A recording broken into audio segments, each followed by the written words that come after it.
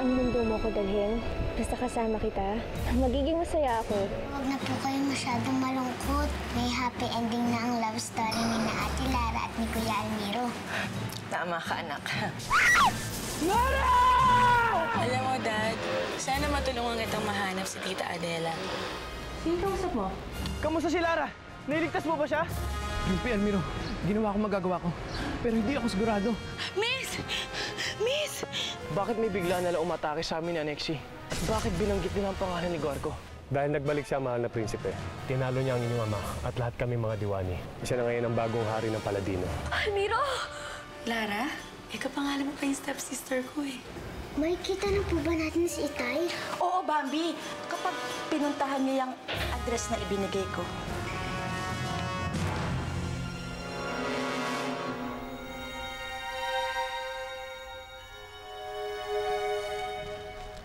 Kung hindi sana ako nagmadaling umalis ng Paladino, sana napigilan ko pa ang pananakop ni Guarco. Pero kung hindi mo naman ginawa yun, hindi mo mapipigilan ang kasal nila Lara at Nikolay. Asan nga ba si Lara? Lara, kumusta ng pakiramdam mo? Maayos na ako. Salamat sa tulong mo, ha. Ay naku, walang anuman yun. Siya nga pala, bakit kita nakitang walang mali sa gubat?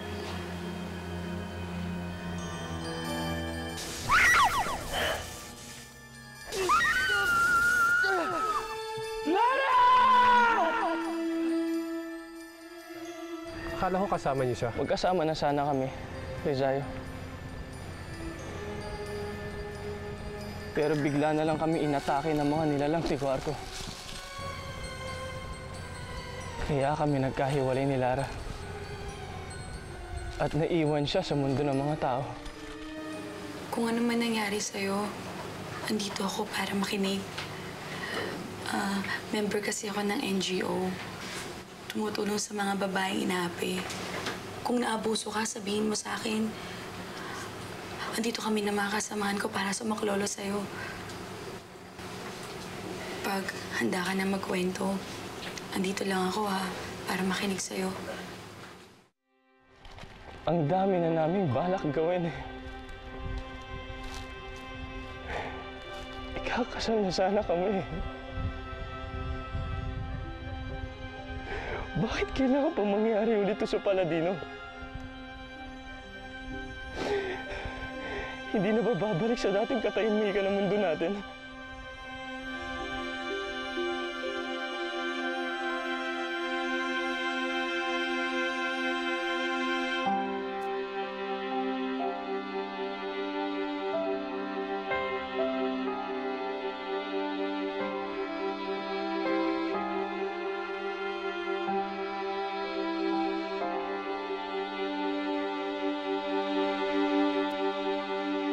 Pakasalan mo ako, Lara. Mahal na mahal kita, Lara. Isasama kita sa Paladino. Doon tayo mamumuno at magsasama tayo habang buhay. Mahal na mahal din kita, Almiro. Bakit ganun? Bakit ang damot-damot sa atin ang pagkakataon, Almiro? Nagkita na tayo at nagkasamang muli matapos ang mahabang panahong paghihiwalay. Pero, bakit sandali lang ang lahat? Bakit?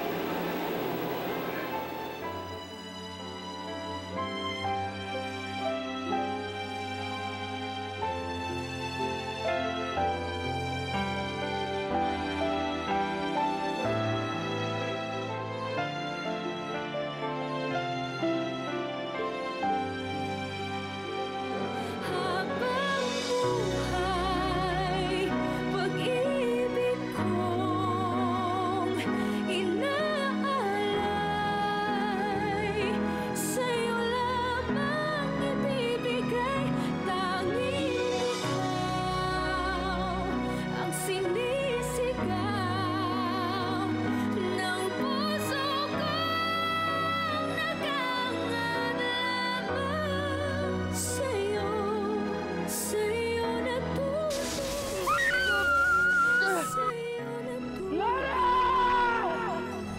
Nasaan na kaya si Lara? Nakaligtas kaya siya? Prinsipe Almiro. Bakit ganun, Anexi? Bakit kailangan na naman namin magkahiwalay ni Lara? Bakit?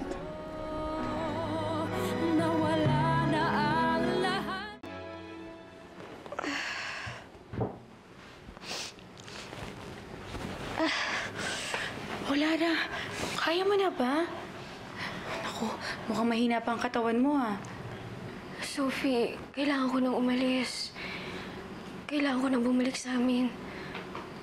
Hindi ko pa nasasabi kay Inay ang nangyari. Kailangan ko na siyang makausap.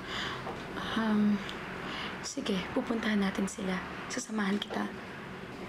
Maraming salamat. Napakabuti mo sa akin. Wala yan, Lara. Anak din ako. Kaya alam ko nararamdaman mo. Si Raulo pala yung si Susing eh. Tagal-tagal na po pala nasa kanya nung address ni Mang Carlos. Hindi man lang binigay sa inyo agad. Eh, pinigilan daw siya ni Luling eh. Mga walang iya pala sila. Eh, Minnie, Oh. pupunta muna kami ni Bambi sa Maynila, ha? Ay talaga ho? Naku, nandyan ho yung nanay ko. Kung wala ho yung nanay ko, samahan ko po kayo. Ay, hindi na, Minnie. Mas gusto ko na nandito ka para kung sakaling dumating si Lara at si Almiro, may makakapagsabi sa kanila kung nasan kami ni Bambi. E di natutuloy na po tayo. Pupuntahan na natin si Itay. Oo. Yay, makikita ko na si Itay.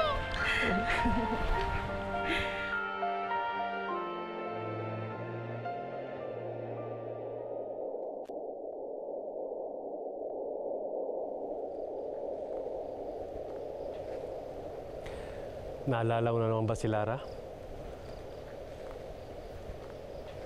Ikinalulungkot ko ang nangyari, mahal na prinsipe.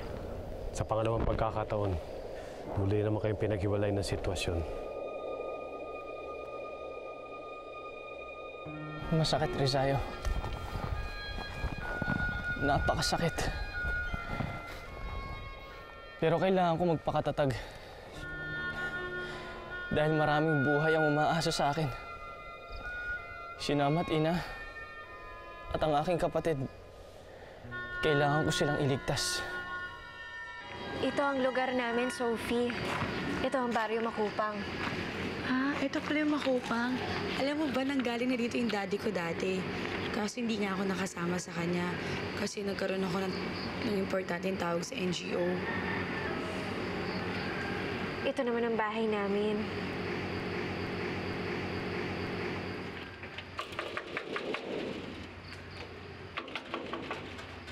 Inay! Inay! Bambi! Lara, parang walang tao eh. Wala ka pang susi? Wala eh. Nasaan na kaya sila?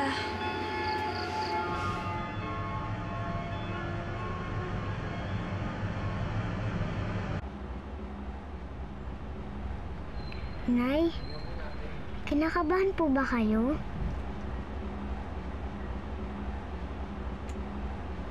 Huwag po kayong kabahan, Inay.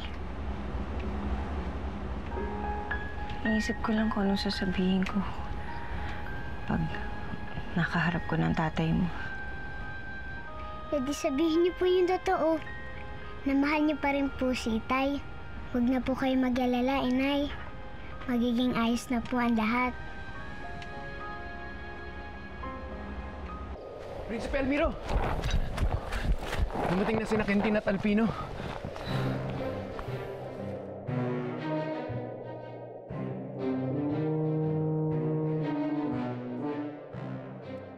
May dala silang balita tungkol sa nangyayari sa palasyo. Nakapasok kami sa palasyo! Magmadali kayo. Ayokong naiinip ang aking reyna. Sigual ko na ang hari doon at kasama niya si Prinsesa Saraya.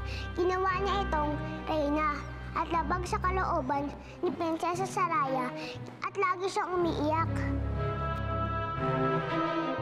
Napakawalang yan ang gwarkong yun. Nagbabayaran niya ang ginawa niya kay Saraya.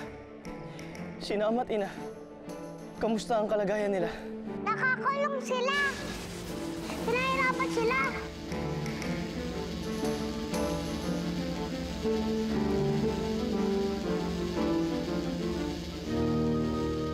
Kawawa naman sila, Ama at Ina. Nalapitan niyo ba sila? Nakausap? Hindi kami nagkaroon ng pagkakataon, Prinsipe Almiro. Hindi bale. Ang mahalaga, buhay sila. Pero kailangan natin sila iligtas, Rizzayo. Paano? Bantay sarado ng mga alagad ng Guarco ang buong palasyo. Hindi na sila basta ng mga alagad na nagbabantay. Makapangingin sila ng mga nilalang ni Guarco. Wala kayong laban!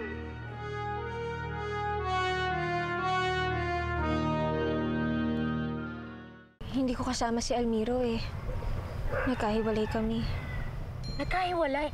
Ay, nag-split kayo. Bakit? Ano nangyari? Asmini, saka ko na lang ipapaliwanag sa'yo. Gusto kong makausap si Nainay. Alam mo ba kung nasan sila? Wala kasi sila sa bahay. Ay, naku. Umalis sila kanina. Ha? Eh, saan sila nagpunta? Punta na Maynila. Nahanap yung tatay mo. Nay, kanina pa tayo lakad ng lakad. Napapagod na po ako. Sabi dito sa address, malapit na tayo. Konting tiyaga na lang, anak. Tara. Ang galing talaga ng ideya mo, Luling. Utak kontrabida ka talaga. Sabi ko sa inyo madispatcha ko yan si Adila Ay, hindi. Ang sabihin nyo, magaling ako umarte. Isipin nyo, naniwala si Adela na yun ang address ni Carlos. Eh, wala siyang kamalay-malay na fake lang yun. Saan naman kaya napadpad yung mag-iina? Sigurado ako, nagkaligaw-ligaw na yun sa Manila. So ano ng plano mo, Lara? Kailangan natin sila puntahan sa Maynila. Lara, pero gabi na. Tsaka baka late na rin naman tayo makarating ng Maynila. Tsaka mahaba pa yung biyahe natin doon. Bahala na. Eh kung doon ka na lang muna matulog sa bahay namin. Doon ka na lang muna magpalipas ng gabi. Tapos bukas pagising natin, tsaka natin hanapin yung nanay mo. Naku, Sophie.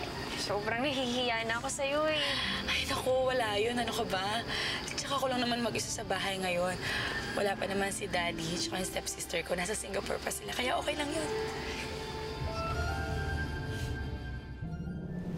Paano tayo makakapasok sa Paladino? Paano natin sila maliligtas?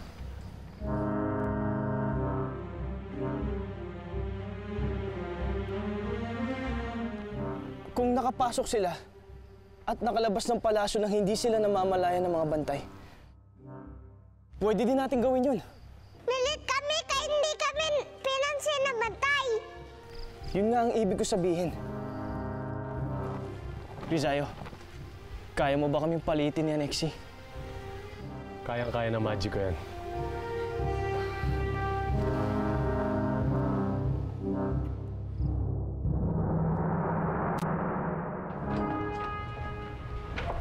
Halika, Lara. Pasok ka.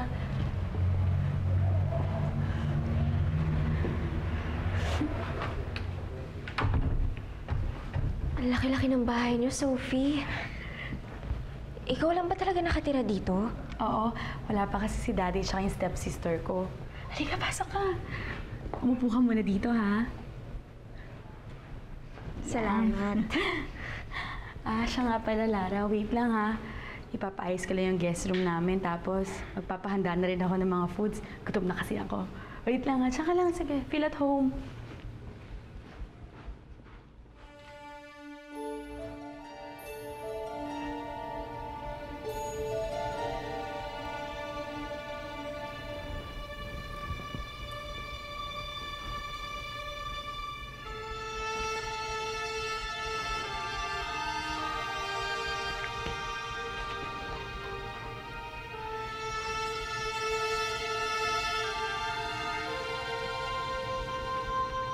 Tay.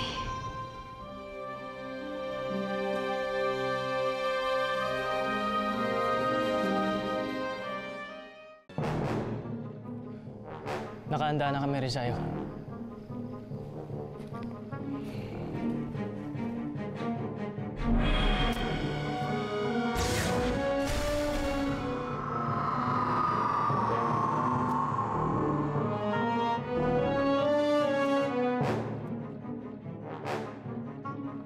Pwede na tayo makapasok sa palasyo, Nexie.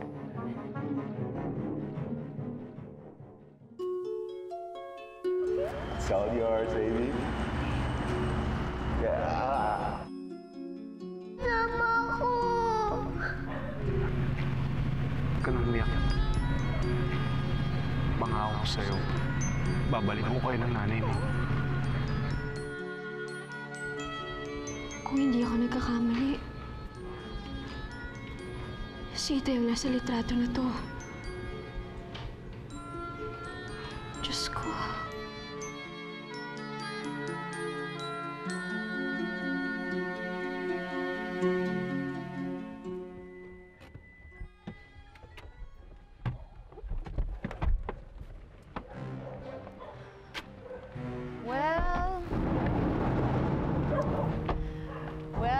Well, we're finally home. Gigi and Lourdes. Ay, Lara pala. Tama.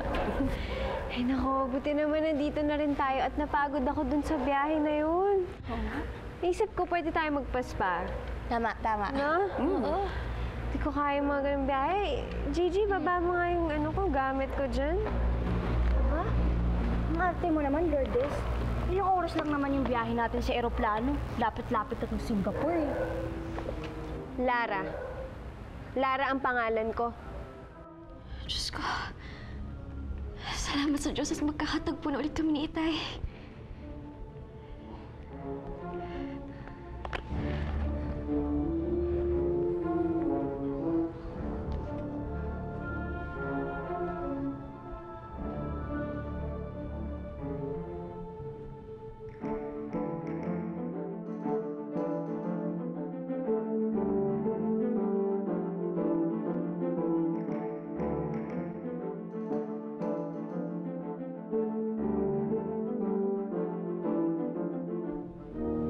Si Lourdes to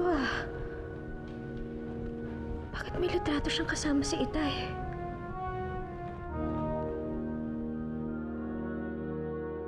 Ikaw kanina ka pa, Nairita na ako sa'yo. Ang asim-asim mo, kanina pa lang sa airport, ganyan ka na.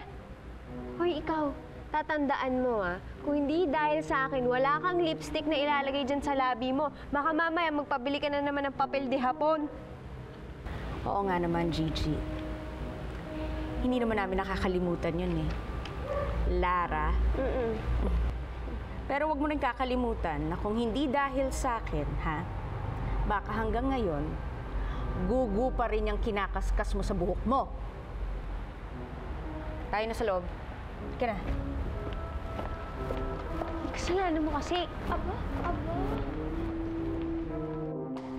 Papapasok na lang natin yung mga gamit. Oo naman.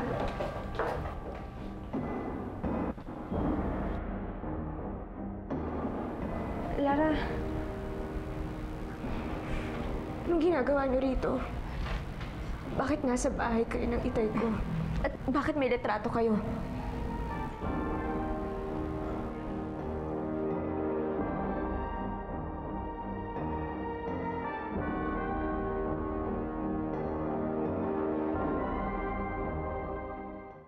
Ikaw, Lara, anong ginagawa mo dito?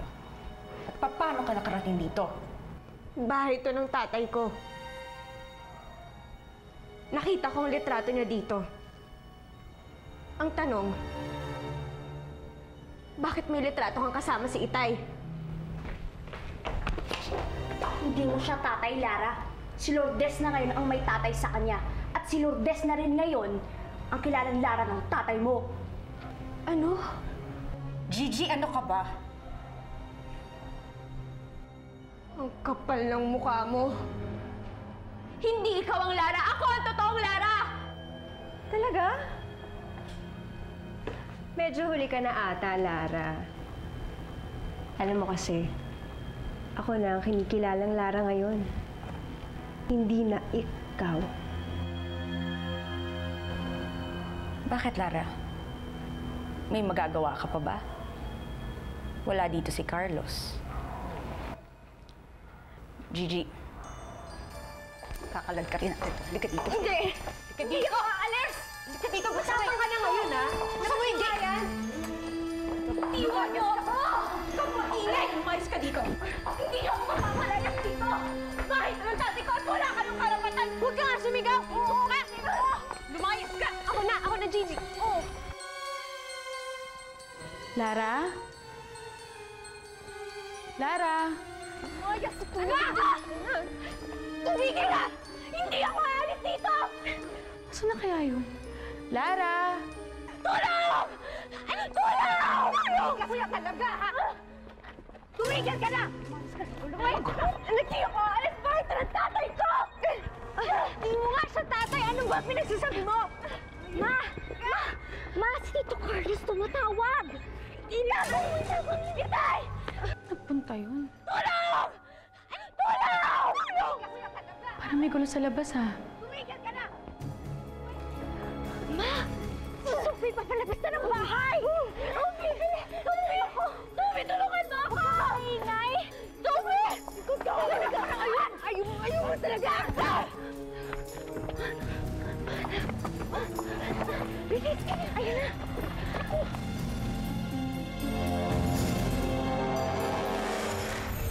Tapo! Dito po ba tong address na ito? Nagkamali ang bigay sa inyo ng address. Dulo na ng bahay namin dito, Namnamin mo ng paghahari mo. Sa pagbabalik ni Almiro, sisiguraduhin niya na bote na lamang ang magiging kaharian mo. Nasa akin na si Carlos. Siyempre, hindi ako papayag na makita ka niya. Bibigyan kita ng pagkakataong makalaya dito sa bahay na to. Kung maipapangako mo sa akin na hindi ka nababalik. Tayo na, baka maabot ang patay ni Guardo. Ako ba ang pinag-uusapan ninyo?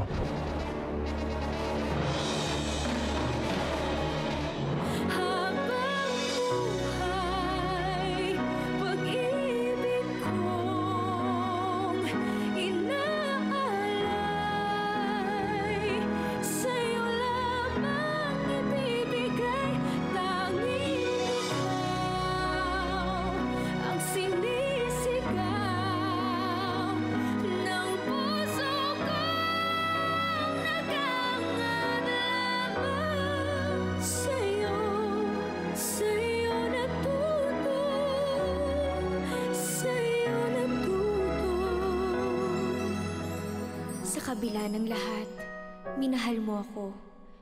Inibig kung ano ako at hindi pilit pinago. Sa tulad kong aba, may nakalaan pa rin pala ng ngiti, kapalit ng mga pagdurusa. Bakit pagdating mo nga dito sa buhay ko, nawala na ang lahat ng mga takot ko. Ikaw na nga bang sagot sa aking mga dasal? Dahil sa'yo natutong